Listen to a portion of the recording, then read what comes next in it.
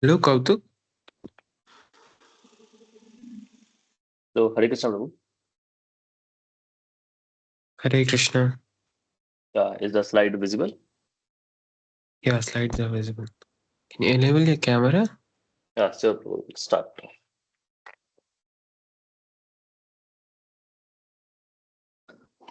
Oh, wonderful. Yeah. Just a minute. Yeah, can start. So we'll begin now.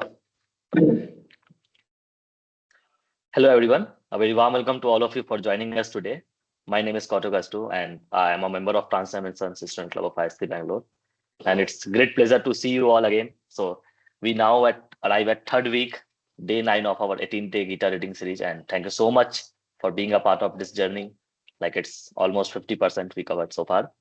So, but before we start today's session, let's take a moment and have a quick recap of what we covered last week. So last week we covered from chapter 5 to 8. So in chapter 5, we learned that Lord Krishna guides us towards peace and equanimity, even amidst a chaotic world. In chapter 6, we explored what it means to be a true yogi. In chapter 7, we reflected on deeper knowledge, how real wisdom comes from lived understanding, how everything rests on Krishna, and how surrender leads to true clarity. And in our recent session, the last session, chapter 8, we learned about the law of last thought. We learned how our daily consciousness shapes our final movement and how habits quietly build our destiny. So, keeping the pace, we'll begin today's topic. But before we begin, I have an interesting question for you.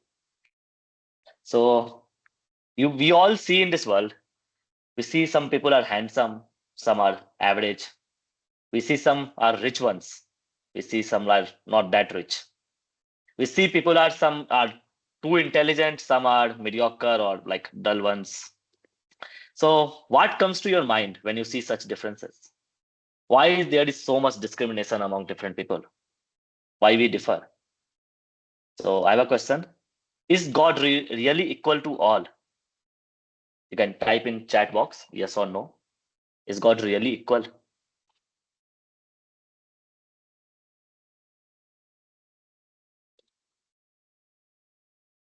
I'm waiting. Just yes or no. Like, okay. Ranjan says no. Okay, God is not equal. Few others are typing. I'm waiting for their answer. Mhm.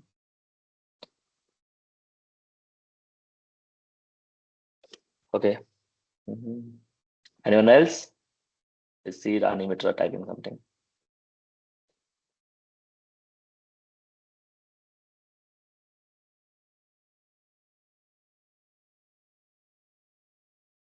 Okay, so meanwhile you answer, I'll proceed forward. So thank you, Dharmniranjan, for your point. Okay, Rani says, yes, they are really equal depending on your perspective. They are good in something else. Okay, so beautiful answer, Rani. Thank you. So keeping that in mind, today we'll move into chapter 9 of the Bhagavad Gita, also known as Rajvidya, the King of Knowledge. And the theme for today's session is, does God play favorites? So this is a question many of us naturally wonder about. We do compare ourselves with different personalities. So are you guys ready to sincerely engage with today's discussion? Can I have a thumbs up, please?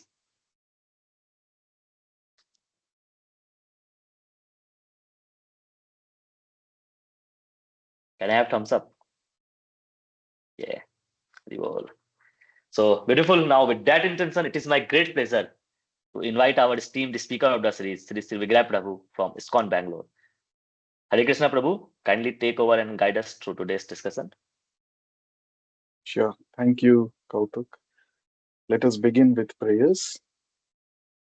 Nama Om Vishnupadaya Krishna Presthaya Bhutale Srimate Bhakti Vedanta Swamin Niti Namine Namaste Saraswate Deve Gauravani Pracharine Nirvishesha Shunyavadi Paschatya Deshatarine Jaya Shri Krishna Chaitanya Prabhu Nityananda Shri Advaita Gadadhara Srivasadi Gaura Bhakta Vrinda Hare Krishna Krishna Krishna Hare Hare Hare Rama Rama Rama Hare Hare.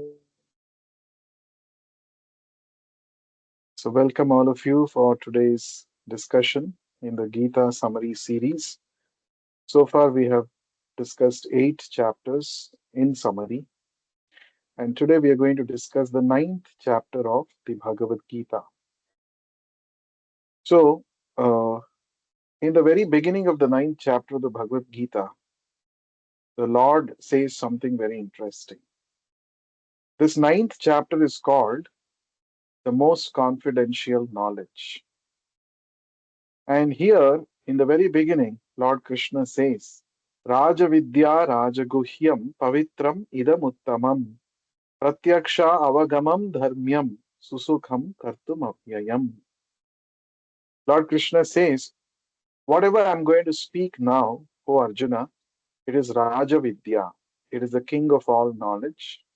It is Raja Guhyam. It is the most confidential of all knowledge.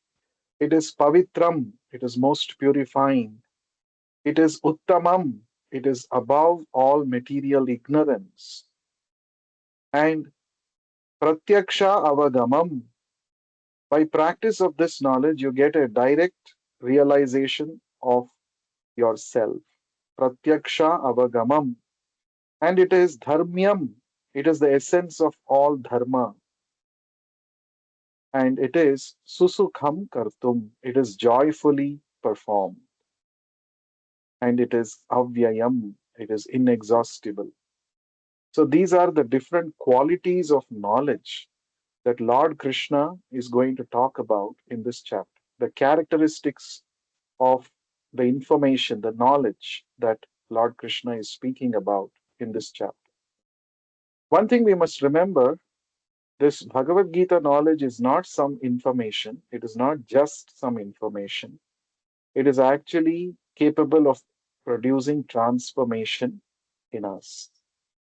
So, one has to properly receive this knowledge. And in fact, as I mentioned when we were discussing the fourth chapter, Lord Krishna said, Arjuna, you are qualified to receive this knowledge from me because you are bhaktosi me sakha cheti rahasyam hetaduttamam. I'm going to speak the most confidential knowledge, and you are quite competent to understand this, Arjuna, because you are not only my devotee but also my intimate dear friend. Adding to that, qualifications required to understand Bhagavad Gita in this chapter, Lord Krishna says, Arjuna, you are non envious of me, and that makes you a fit candidate to understand this most confidential knowledge. So, why this chapter is called Most Confidential Knowledge? I'll just talk 1 minute about it, then we will proceed to the points. See, there are 3 degrees of confidentiality in knowledge. The Sanskrit word for confidential is guhyam. So, there are 3 degrees: positive, superlative, and comparative. Positive, comparative, and superlative. Guhyam, guhyataram, guhyatamam. Guhyam means confidential knowledge. Guhyataram means more confidential knowledge. And Guhyatamam means most confidential knowledge. The knowledge which reveals our real identity, that we are not the body, we are soul, that is called Guhyam or confidential knowledge. And still further, the knowledge which makes us understand that the same Lord is present in everyone's heart as the witness, as the sanctioner, as the Paramatma. That knowledge is called Guhyataram. The Lord is present in everyone's heart, and He is inspiring us, He is witnessing our activities, He is guiding us based on our desires. So, this knowledge is called Guhyataram, or more confidential knowledge. And the most confidential knowledge constitutes the fact that each one of us have an eternal loving relationship with that Supreme Lord. And by engaging in sadhana bhakti, by the practice of devotional service, it is possible to revive our eternal relationship with Krishna. That is called the most confidential knowledge. Generally, it is easier for us or anybody, people in this world, to accept that God is some energy. Okay, it is also easy to understand that God is present in everyone's heart. But what is very difficult to even comprehend, what is difficult to accept is that God is the supreme personality and I have an eternal loving relationship with Him.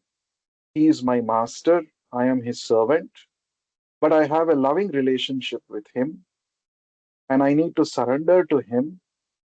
This is not so easy to understand for everybody because of the envious nature that we have towards each other, which is actually because of the envy that we have towards the Lord.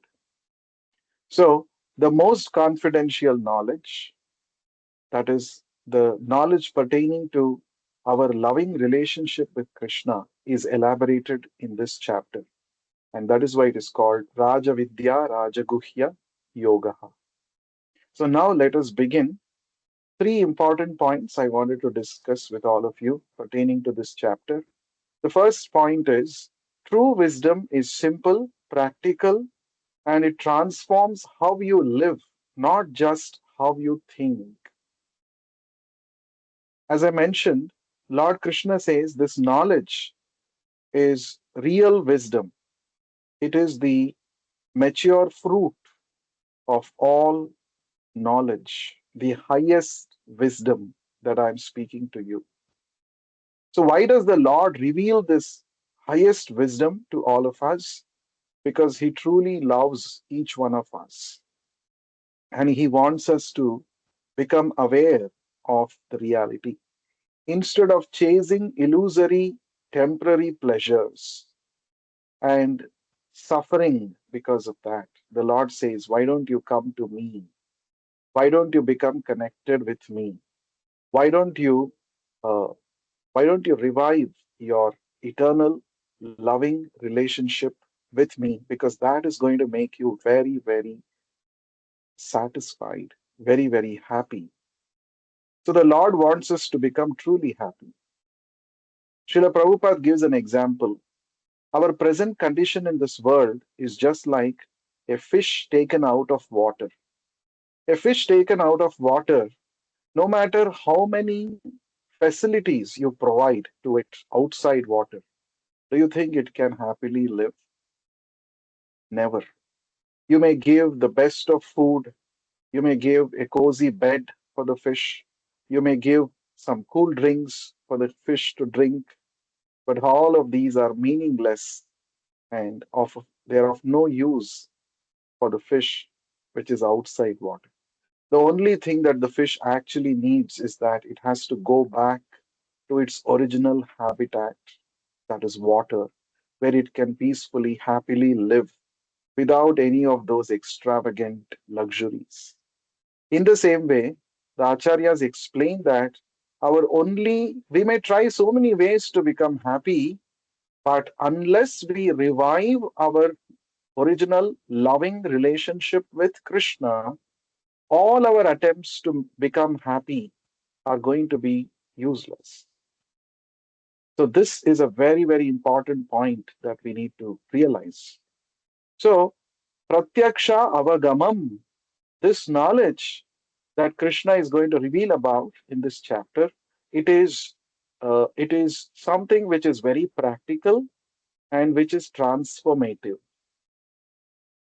Just by the process of chanting the holy names of the Lord, which is also one of the items of knowledge that Krishna reveals in this chapter. Chanting the holy names, one can attain happiness. One can, this is very practical. Even without prerequisite philosophical understanding, there are millions of people practicing this chanting the holy names of the Lord all over the world, and they have attained happiness, transformation. And it is also susukham kartum, it is joyfully performed. Joyfully performed. It's not that Krishna does not say that you should go to a forest, stand on one leg with your arms raised up, and you keep standing there till the end of your life, till you attain some realization, till you get some halo on your head. No, that is Krishna's way of teaching is very, very practical. He says, wherever you are situated, be situated there. Do your duty, be conscious of me, connect with me, understand that I am your eternal well wisher. So, the simplest way is to simply sit down in our place and chant the holy name and hear about Krishna, like we are discussing in this series. Hear about how loving Krishna is towards us. So, it brings about a transformation in our life. Bhakti is not simply some sentimentality. Bhakti is based on real Vedanta, real knowledge, wisdom. And for everything that we do in Bhakti Yoga, there is an answer. Why do we do it? There is a reason, there is knowledge. So, by adopting these principles of Bhakti Yoga, as explained in the Bhagavad Gita, our perception about the world will change. And we will be able to handle our circumstances, our challenges in a much better way. You see, Arjuna was in a dilemma on the battlefield. In fact, he was even saying that I will leave the battlefield, go away. Krishna is the Supreme Lord. It is within his capacity to change any circumstance, isn't it? But did he do that for Arjuna? Did Krishna say, okay, you don't fight, you go away from this place. You don't have to fight. Or did he say, okay, we will stop this war, no need to fight? No. He did not transform the circumstance for Arjuna, but with his wisdom, he transformed the mindset of Arjuna, because of which he was able to see the same scenario in a whole new light. And he was able to get out of the dilemma. So, this is the inner transformation that the knowledge of Bhagavad Gita, the wisdom, and the Bhakti Yoga can bring about in each one of us. So, it is simple, practical, easy to perform, and it is transformative because it changes our perception. Let's go to the second point. No one is disqualified from spiritual growth. Sincerity matters more than the background. This is another very, very interesting, powerful lesson that Krishna talks about in this chapter towards the end. Lord Krishna says, Api chetsu duracharo bhajate mam ananya bhak sadhureva samantavyaha samyak vyavasito hi saha. The meaning of this shloka is, even if one is the most sinful person, whatever might be his background, but if he is engaged in my devotional service, in my bhakti, then such a person must be considered as a sadhu, as a saintly person, because he is properly situated. Right?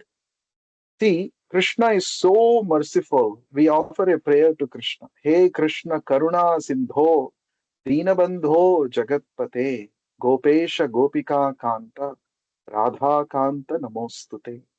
Karuna Sindhu means he's an ocean of compassion and mercy. He does not consider our negative qualities or our previous activities. He does not consider all of those.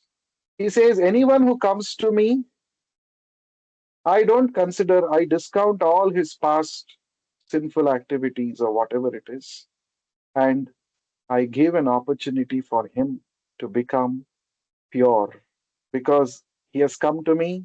I am the source of all purity. And if somebody touches me, I will purify such a person. An example for this, there are many examples for this. In the Ramayana, you will see Shabari. She came from a hunter's family, and she had a great desire to see the Lord, to receive blessings from him. And she approached uh, the Rishi, Matanga Rishi, in the forest. And Matanga Rishi instructed her to chant the holy names of the Lord. And he said, if you sincerely chant, one day the Lord will come. So she was eagerly waiting, instructing like this. Matanga Rishi left that place, and this Shabari was living in that place, and she was every day decorating her hermitage, waiting that Ram Ayenge, the Lord Rama will come one day, because she had so much faith in the words of her spiritual master. And every day she used to decorate the pathway with flowers because she wanted the Lord to come and walk on the flowers. And she would also pick fresh fruits from the trees, berries to offer to the Lord every day. But for so many days she did this for so many years, and people around her were thinking she is a mad woman. Every day she says Rama aenge, Rama aenge, but Ram has not come. But she was not disheartened. She had faith in her guru's words. And one day came. Lord Ram definitely came. Ram aa gaye. He came, and she was able to see the Lord face to face. And the Lord granted her liberation. Another interesting incident, a similar one, we see here, which is depicted in the picture in the Leelas of Lord Krishna. When Krishna entered Mathura city, he came across a hunchback woman, and she was actually the maid servant of Kamsa. She was actually carrying some sandalwood paste and some perfumes for the usage of Kamsa. When Krishna saw this hunchback woman, Krishna addressed that hunchback woman as, "Oh, beautiful lady, can you please spare some sandalwood paste for me?" So immediately she was taken aback because perhaps nobody had actually addressed her as a beautiful lady because she was a hunchback woman. But Krishna does not see the external beauty of a person. Krishna sees the internal soul's beauty. And immediately this lady offered the sandalwood paste to Krishna. And Krishna, in turn, granted uh, beauty and real beauty, both externally and internally, to this lady. So that means anybody who comes in touch with Krishna, doesn't matter what is our background, if we sincerely try to serve Krishna, here in this case, this lady, she was actually a servant of Kamsa. She was in a bad company. She was serving a bad master, a cruel master. But still, when she saw Krishna, she was attracted to him.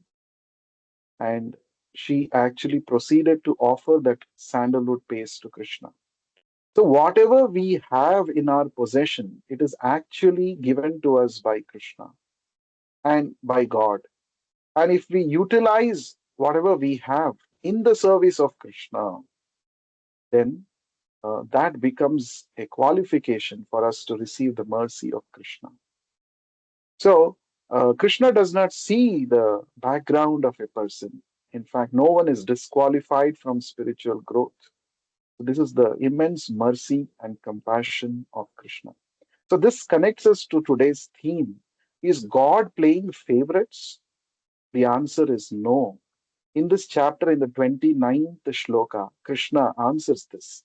Samoham sarva bhuteshu name dveshyosti na priyaha.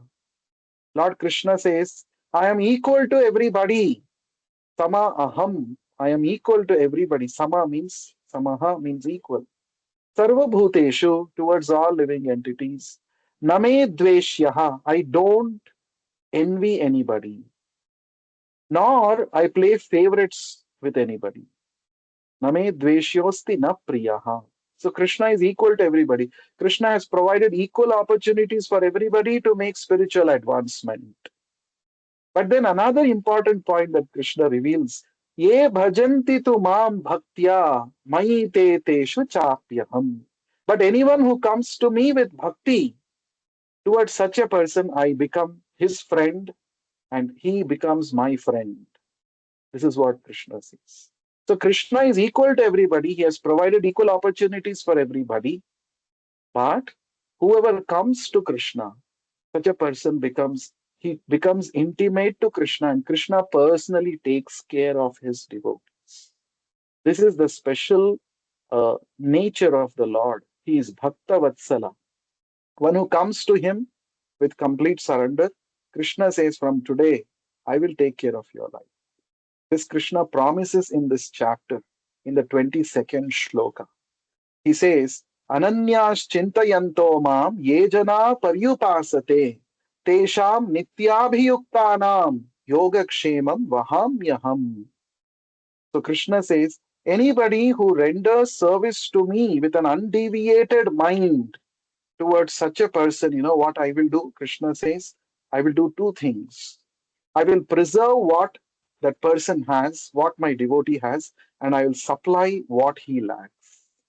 And I do this personally. This is very interesting. It's not that God will appoint some representative or he will appoint some devata to take care of his devotees. No, Krishna personally takes care of his devotees. When Draupadi was in a difficult circumstance and when she surrendered utterly to Krishna, raising her both arms in front of the entire assembly, Krishna personally took care of her by supplying unlimited sari. When Gajendra was in distress and he appealed to the Lord, Krishna personally came, Lord Narayana personally came on his Garuda Vahana and instantly relieved Gajendra of his distress. So he does not appoint some agent. Krishna personally takes care of his devotees. So becoming a devotee means, in the Bhagavatam it is said, to be truly sanatha. You know, there are two words, anatha and sanatha. Anatha means orphan, a person who is orphan, who has nobody, is called an orphan, anatha. But becoming a devotee means we are sanatha. We have the Lord, Natha. He is my master and he is available. He is always there to help me, to take care of me. So this is the understanding. So there is no, Krishna is equal to everybody. Now somebody may ask this question, if Krishna is equal to everybody, as we discussed in the beginning of this session, why is that some people are born in rich families, some people are born in poor families, they can't even afford one square meal a day. Somebody is born very intelligent, somebody is not so intelligent. Somebody has beauty and handsomeness, whereas somebody does not have. So why are these differences existing in this world? So there is a nice analogy given by our Acharya, Srila Prabhupada, to make us understand this. Suppose if you go to a judge, to a court, the judge hears both the parties, both the lawyers, and then to somebody, the judge gives plenty of compensation, and to somebody else, he gives lifetime imprisonment. Now, why is this judge being partial? Is the judge playing favorites? No. The judge is merely applying the same law to everybody, and based on the law, based on the actions performed by individuals, the judge rewards somebody with plenty of compensation. The same judge, gives imprisonment to somebody else. So actually, the judge is neutral. So whatever, according to the understanding that we get from the Bhagavad Gita, we don't suffer or enjoy in our lives without any reason. As you sow, so shall you reap. So The Lord is neutral, he's equal to everybody because he's applying the same law to everybody. He's not wantingly making somebody to suffer. It is our own actions that we have performed based on which we are enjoying or suffering in our lives. But Krishna says, whatever may be your situation, if you come to me, if you try to become my devotee, then I will take care of you personally, immaterial of your background karma. So, this is a very assuring thing that we get to know from this chapter. That's why it is called the most confidential knowledge.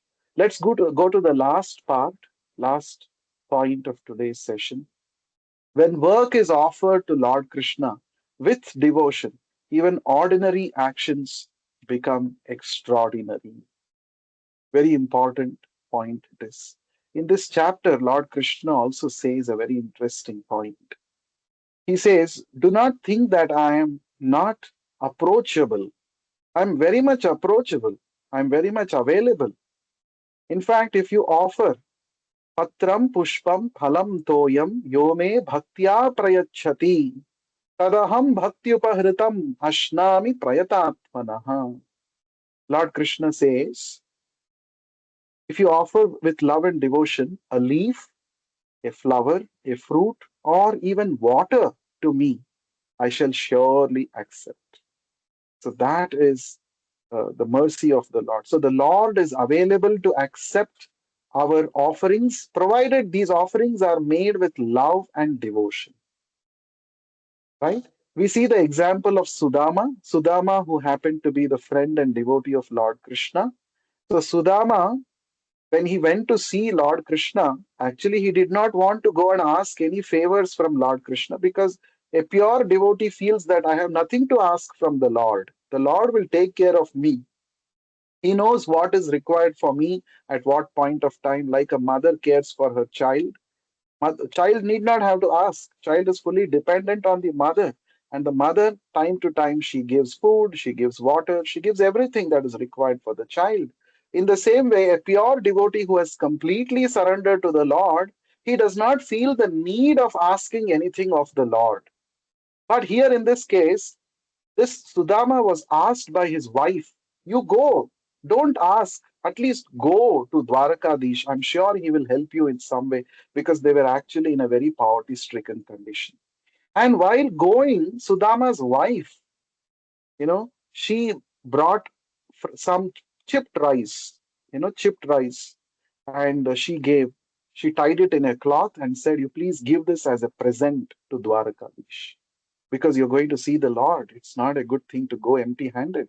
So you go and offer this. And what happened after Sudama went to Dwaraka? Krishna noticed that Sudama has brought something, and Krishna immediately grabbed that and he started eating it with great pleasure. Because even though it was a very simple offering, compared to the royal food that Krishna enjoyed in Dwaraka every day, the Chapan Bhog, this chipped rice was nothing, materially speaking, but it was saturated with love and devotion of Sudama and his wife. And immediately Krishna accepted it and he ate it with great pleasure. So Krishna he's not hungry. He's not in need of our food that we offer. But if we offer something to Krishna with love and devotion, surely he will relish our love and devotion. That is what Krishna says in this chapter. And you see in this painting, there is another very interesting Leela that is depicted here. Krishna, in his childhood, he saw once a fruit seller and he wanted to buy fruits from her. So he brought a palmful of grains from his house, you know, to exchange those grains with those fruits. Now, by the time he brought the grains from his house, most of the grains actually slipped away and fell on the ground. And just a few grains remained, and he gave it to that lady, the fruit seller, and the fruit seller accepted those grains with great pleasure and gave away all the fruits to Krishna. And by the time this fruit seller went back home and she noticed all those grains had got transformed into valuable jewels and ornaments. That means even a little seva that we do to Krishna, Krishna actually gives an extraordinary, blessing in return to it. So therefore, in this chapter, Krishna also says, Yad karoshi yad ashnasi yad juhosi dadasi yad tapasyasi kaunteya tad kurushva madarpanam. O son of Kunti, Arjuna, whatever you do, whatever charity you give, whatever food you eat, whatever tapasya you do, everything you do it as an offering to me. So if every activity in our life we do it as an offering to Krishna, then our life becomes every moment blessing of the Lord. You can experience blessings of the Lord. Our ordinary actions become extraordinary when they are offered with love and devotion to Krishna. So these are some of the very interesting, very intimate instructions that Lord Krishna gives in this chapter. And towards the end of this chapter, Lord Krishna says, four things you do. He's summarizing the entire chapter and he's saying, just do four things, and surely you will come back to me. What is that? Man mana bhava mad bhakto madhyaji mam namaskuru. Krishna says, Man mana, always think of me. Bhava mad bhakto, become my devotee. Madhyaji, worship me. Mam namaskuru, offer your respects, homage unto me. I'm if you do this, you will always live with me. You will always be with me. Krishna is assuring. So this is actually repeated by Krishna again towards the end of the Bhagavad Gita in the 18th chapter, towards the end. These four things you do, and you will always live with me. I'm never lost to you. This is Krishna's assurance. So man mana, thinking of Krishna. The easiest way to think of Krishna is to chant his holy names. So now let us execute Krishna's very confidential information or instruction by chanting the Hare Krishna Mahamantra. I request all of you to please join me for a minute. We will chant together, and after that we will have the Q&A session. First, we will have the invocation prayer. Please chant along with me. It is displayed on the screen. Jaya Shri Krishna Chaitanya Prabhu Nityananda Shri Advaita Gadadhara Srivasadi Gaura Bhakta Vrinda. Hare Krishna Krishna Krishna Hare Hare Hare Ram Ram Ram Hare Hare. Hare Krishna Krishna Krishna Hare Hare Hare Ram Ram Ram Hare Hare. Hare Krishna Krishna Krishna Hare Hare Hare Ram Ram Ram Hare Hare. Hare Krishna Krishna Krishna Hare Hare Hare Ram Ram Ram Hare Hare. Hare Krishna Krishna Krishna Hare Hare Hare Ram Ram Ram Hare Hare. Hare Krishna Krishna Krishna Hare Hare Hare Ram Ram Ram Hare Hare. Hare Krishna Krishna Krishna Hare Hare Hare Ram Ram Hare Hare. Hare Krishna Krishna Krishna Hare Hare Hare Ram Ram Hare Hare. Hare Krishna Krishna Krishna Hare Hare Hare Ram Ram Hare Hare. Hare Krishna Krishna Krishna Hare Hare Hare Ram Ram Hare Hare. Hare Krishna Krishna Krishna Hare Hare Hare Ram Ram Hare Hare. So I request all of you to please chant the Hare Krishna Mahamantra every day and become intimately connected with Lord Krishna through this easiest and most effective process recommended for this age, the chanting of the holy names. So thank you so much. Now we shall proceed. Tomorrow we will be having the discussion on the 10th chapter of the Bhagavad Gita, which is called the opulences of the absolute. And we are going to talk about this theme, the pursuit of fulfillment. How do we achieve fulfillment in our life? So we will talk about this. Please do join us at 8:45.